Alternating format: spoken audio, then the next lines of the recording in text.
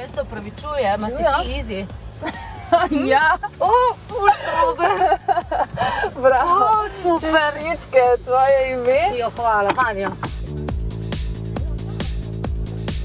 Peljala sem se iz službe in sem poslušala po radiju, sem iz Žalca drugače in ko sem slišala, da ima Izi rad avte, sem vedela.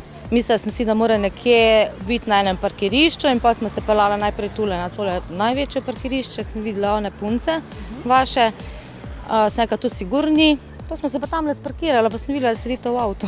Imam kar nekaj dolgov, tako da ne bo težko.